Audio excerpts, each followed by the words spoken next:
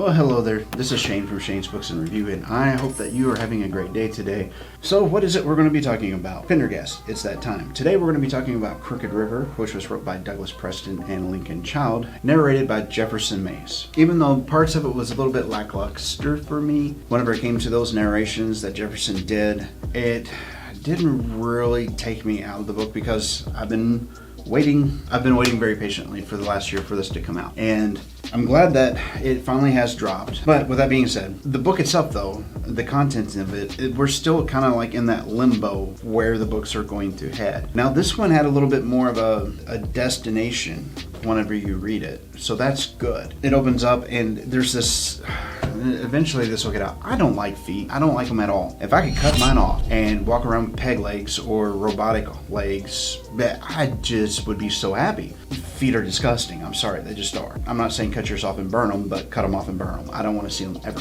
With all that, there's these feet, hundreds upon hundreds of feet that wash up onto shore, and this starts the book, and this is a prevalent theme. So throughout the book, I was cringing a lot because, like I said, but essentially they're trying to figure out where they had come from and what was going on, and it takes a long time to get to that point. In the past, whenever we've had these mysteries that Pendergast has to solve, usually we get to the meat of the operation fairly quickly, and then it's trying to actually get the person that was responsible for whatever nailed down, right? With this, it drug on for a while, and there was an agent that he worked with in previous books, Agent Cold Moon, I believe his name was. I like the idea of the character, but if you're going to have Pendergast by himself, have Pendergast by himself. D'Augusta was a very strong character in the books previously. He knew what was up, he knew what was going on, he knew how to kind of reel Pendergast in, but Cold Moon's kind of been treated as a throwaway character, but he could be so damn much more. It aggravates me that they're not utilizing this individual. They're not fleshing him out. But as far as like the interactions of Pendergast with a straight man slash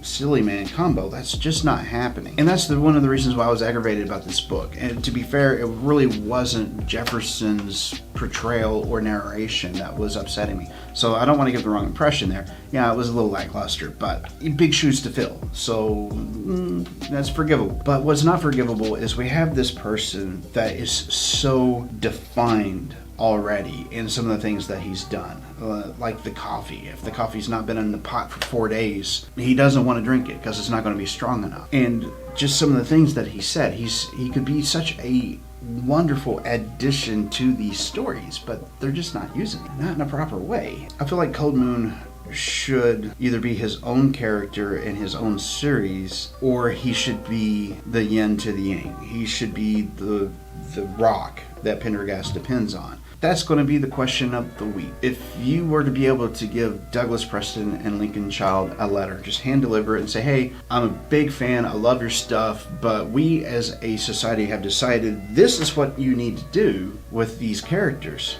what would you say to them? Please tell me down there in the comment box down below, and because I frankly would love to know what you guys and gals have to say about that. Long of it all is the feet get washed in, they have to figure it out. We hear a little bit from his hacker buddy. He shows up for a particular scene, which is kind of neat to see him back in the mix. I like that character a lot. I think that he could be fun, but we'll see what happens there. It does drag a little bit in the quarter mark, and it seems like it takes to the 3/4 mark of the book before they actually get to the point of figuring out, hey, this is where it came from, and let's go get the baddies. But it doesn't turn out that way. What it actually turns out as is, hey, you're in grave danger, I'm sorry, now you're going to come with me if you want to live. That sort of a thing. And of course it goes haywire and sideways. Then we get to meet the evil scientist. Typical plot device. So the idea of him actually swaying to this Walter Pickett character, I don't buy it. And I'm thinking that might be something that's been eating at me for the last few books, is this Walter Pickett character is trying to force Pendergast to be legitimate in some ways, but that's really not his MO. That's not his modus operandi at all. What he typically does is picks the really weird stuff and then solves it. And now this guy is telling him what he's going to do, or he's going to do this and this and this. And the threats are so invalid with a person like Pendergast. That kind of a character wouldn't really deal with that. He would set Walter Pickett up, or have him removed, or XYZ. This would not happen. And I think that's one of the reasons why I've been having such an issue is I don't think that Douglas Preston and Lincoln Child have been being true to their character. I really don't think they have, because I don't think that he would put up with it. I really don't. So that's my beef.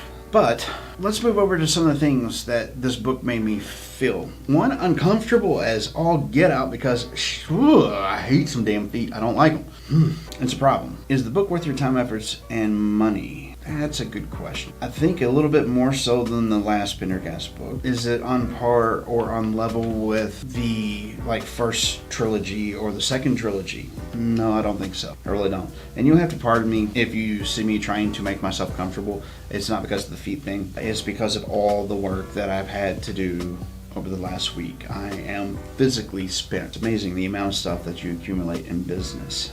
It's just a lot. With all that, other things that it made me feel wasn't necessarily a hurry up and get to it. It would have been nice if they had expounded and expanded the last third of the book so that it filled up 2/3 of the book, because that could have been a very interesting part.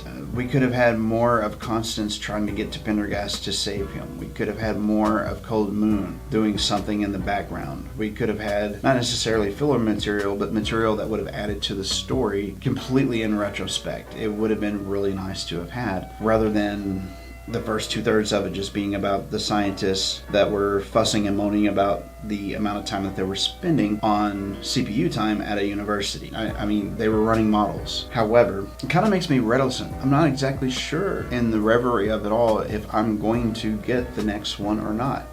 I hate to say that, but unless I see that it gets rave reviews, or Lynette says, hey, Shane, this is the most awesome Pendergast that's come out in the last 6 years, I'm not sure if I'm going to keep going down the road. It's one of those situations where you have to ask, is the juice worth the squeeze? I'm really curious to see how it's going to play out whenever it comes to Jack Reacher. Lee Child is going to let his brother take over that, and he recognized that he was pretty well done with that character, but it would be a disservice to the fans to kill him off, because it would take multiple armies to do it. And he's got faith that his brother's going to be true to the character and has the voice of the character, and so I'm not really worried about that. It will either be successful or it will not. But there comes a point where you have to sometimes move on and wrap up a story and be done with it. And I think I mentioned this 3 videos ago on Pendergast. And I'm thinking that that might be where we're at. I mean, if they've lost interest in writing the character, then please don't drag it on and make the character bad. I'd rather have good memories of this kick-ass agent that is very infallible, makes all kinds of mistakes, but gets there in the end, and just leave it be as that, instead of just book after book that is becoming less and less of what we came here to read it for in the first place. So that might be ending it on a bit of a downer, but that's kind of where I'm at with Pendergast. If you have made it this far, thank you so much. I very much appreciate it, and I know that Zach does too. Like, share, subscribe. This is Shane with Shane's Books and Review, and I hope that your next week is a really, really good one. Now, I'm not sure which one of these 2 videos over here YouTube is going to have you watch. I know that this should be shrink in by now, but just in case, one of these 2, which one will you pick? This one? Or are you going to go with this one this time? You probably are, aren't you?